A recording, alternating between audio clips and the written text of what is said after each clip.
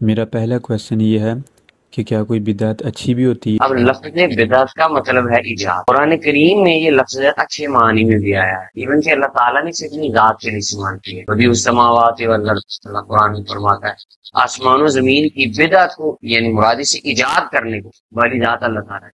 اب لفظ بدعت اللہ تعالیٰ نے اتنے لیے بولا ہے، لیکن ہمارے وہ ایک اس کو ڈراؤنا اور گھناؤنا لفظ بنا دیا خوارج نے، بدعت بس تباہی۔ وہ لوگوں ذہن میں یہ بات بیٹھ گئی کہ شاید کوئی بدعت اچھی ہو سکتی ہی نہیں ہے، حالانکہ یہ بات غلط ہے۔ بدعت کا لغوی معنی ایجاد ہے، ایجاد دونوں طرح کی، اچھی بھی ہوتی ہے بری بھی ہوتی ہے۔ بری کے بارے میں نبی علیہ السلام نے فرمایا ہر بری ایجاد گمراہی ہے اور وہ جہنم میں لے کے جائے گی۔ اچھی ایجاد کے بارے میں فرمایا من سنہ سنتن حسنتن، جس نے اچھی سنت اچھا طریقہ دین میں ایجاد کیا تو اللہ تعالیٰ اس کا اجر عطا فرمائے۔ قرآن پاک میں بھی اس کی ایک دلیل ہمیں ملتی ہے کہ عیسیٰ علیہ السلام کے جو ماننے والے لوگ تھے وہ تین طرح کے گروہوں میں تھے، اور یہ ڈیٹیل سے لمبا واقعہ ہے۔ ایک گروہ تھا، انہوں نے اپنے گھر بار مال جان وغیرہ کو چھوڑ دیا اور وہ جنگلوں میں چلے گئے، رہبانیت انہوں نے اختیار کر لی، انہوں نے وہاں جا کے اللہ اللہ کرنی شروع کر دی، اور وہ دنیا سے، خواتین سے، نکاح سے، باقی سب چیزوں سے دور ہوگا۔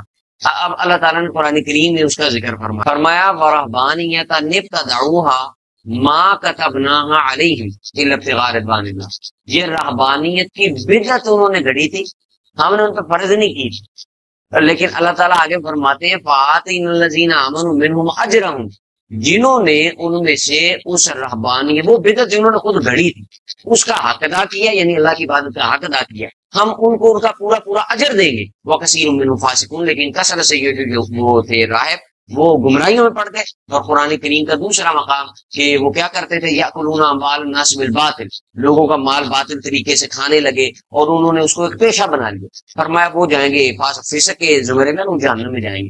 اچھا وہ دیکھیں انہوں نے ایک بدعت ایجاد کی، ایسی بدعت جس کا حکم اللہ تعالیٰ نے ان کو تورات انجیل میں نہیں دیا، اللہ کے نبی عیسیٰ علیہ السلام نے ان کو اس کا حکم نہیں دیا، اپنی مرضی سے انہوں نے ایک کام نیا ایجاد کیا اللہ کی رضا کے لیے، دین سمجھ کے، یعنی مقصود ان کا اللہ تھا، نیت اچھی تھی، انہوں نے ایجاد کیا، اور جنہوں نے اس کو ٹھیک طریقے سے نبھایا اللہ نے انہیں اپریشیٹ کیا، اللہ تعالیٰ نے اس کی تصدیق کر دی، اللہ تعالیٰ نے اس کو یعنی اس کی تحسین فرمائی کہ تم نے اچھا کام کیا۔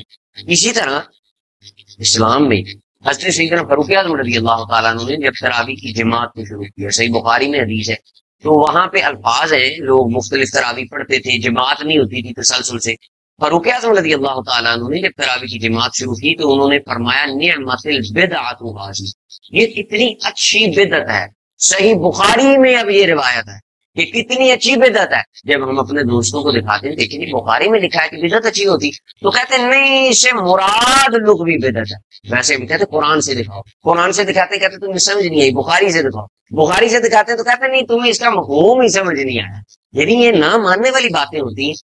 اب حضرت فاروق اعظم فرما رہے بدعت اچھی ہے، وہ کہتے ہیں نہیں لغوی طور پہ، میں بڑی محبت سے پوچھتا ہوتا ہوں آپ کو حضرت فاروق اعظم رضی اللہ تعالیٰ نے بتایا کہ یہ میں لغوی طور پہ کہہ رہا ہوں، شرعی طور پہ نہیں کہہ رہا۔ آپ کو وہ خواب میں آئے، انہوں نے خواب میں آپ کو یہ بشارت دی، آپ کو یہ معنی بتایا، یہ آپ نے کہاں سے نکالا؟ جی حافظ ابن تیمیہ سے یہ فیض چلا، اور جو انہوں نے آگے تقسیم کر دیا، اور اس میں یہ کہتے ہیں جی لغوی اعتبار سے بالکل اگر کلو بدعت دلالہ ہے تو اس میں تو لغوی بدعت بھی شامل ہے۔ حضرت فاروق اعظم رضی اللہ تعالیٰ عنہ نے اس بات کو واضح طور پہ صحیح بخاری کی حدیث میں بیان کیا، بدعتیں دو طرح کی ہوتی ہیں۔ تراویح کی، اب تراویح کی اصل حدیث میں تھی، یعنی تراویح صحابہ کرام علیحدہ علیحدہ پڑھتے تھے، نبی علیہ السلام پڑھتے تھے، اس کو ایک نئی شکل دے دینا یہ اچھی بدعت ہے، اور حضرت فاروق اعظم رضی اللہ تعالیٰ عنہ نے اس کو ایجاد کیا، صحابہ کرام نے اس کے اوپر کوئی نکیر نہیں فرمائی۔ تو کام اچھا ہو، نیت اچھی ہو، خلوص ہو، اس کا ایک نیا طریقہ ڈیولپ کر دینا، اس کے اندر کوئی حرج نہیں ہے، اور یہ ہر ایک نے کیا۔ آج دیکھیں ہمارے اہل سنت و جماعت کے علاوہ جتنے مسلک ہیں، جتنے مکاتب فکر ہیں، ان کے مدارس میں درس نظامی کا کورس کیا جاتا ہے، درس نظامی ہوتی ہے۔ اب ہم پوچھتے ہیں کہ آپ درس نظامی دین سمجھ کے کرتے ہیں یا بے دینی کو کہتے ہیں؟ دین ہے، جو بچے جاتے ہیں ثواب کی نیچے جاتے ہیں۔ خوارج کا مقدمہ یہ ہے کہ کوئی کام اللہ کی رضا کے لیے دین سمجھ کے کرنا، جو اللہ نے حکم نہیں دیا، حضور نے نہیں دیا، صحابہ نے نہیں کیا، وہ باطل ہے اور وہ بری بدعت ہے اور وہ جہنم میں لے جائے۔ اب یہ درس نظامی کا کورس، اللہ نے درس نظامی کا حکم نہیں دیا، نبی علیہ السلام نے نہیں دیا، صحابہ نے نہیں کی، دین سمجھ کے کار گمراہ ہوں گے، تو آگے وہ پھر ایک نئی وہ اس کے اوپر ایک نئی اصطلاحات پیش کرتے ہیں کہتے ہیں ایک ہوتا احداث للدین، ایک ہوتا ہے احداث فی الدین، یعنی ایک ہوتا ہے دین کے لیے نئی چیز گھڑ لینا، ایک ہوتا ہے دین میں نیا کام داخل کرنا۔ تو احداث فی الدین حرام ہے، للدین جائز ہے۔ سب سے پہلے میں ان سے یہ پوچھتا ہوں کہ یہ جو آپ تقسیم کر رہے ہیں یہ قرآن کی کس آیت میں، یہ حدیث میں کہاں پہ؟ بخاری صحابہ کرام نے یہ آپ کو یہ دین، یہ اصطلاحات تو یہ بھی آپ نے اپنی طرف سے گاڑ لی ہیں، تو یہ بھی تو ایک بدعت ہے۔ تو اس کے اوپر وہ ہمارے طرف سے ناراض ہو جاتے ہیں، وہ کہتے ہیں کہ آپ ہماری بات سمجھنا نہیں چاہتے، ہم سمجھنا چاہتے ہیں۔ لیکن میلاد ہے، میلاد احداث فی الدین نہیں، وہ دین میں نئی کام نیا ایجاد نہیں کیا۔ نبی علیہ السلام کا میلاد ہوا کہ نہیں، اس کو پوری دنیا مانتی۔ آقا کریم علیہ السلام کی ولادت کے وقت معجزات ہوئے، مسلم احمد بن حنبل، مصدرک امام حاکم، تمام حدیث کی کتابوں میں وہ معجزات ہوئے، اس کے اوپر بھی سب کا اتفاق ہے۔ تذکرہ میلاد دین میں موجود ہے۔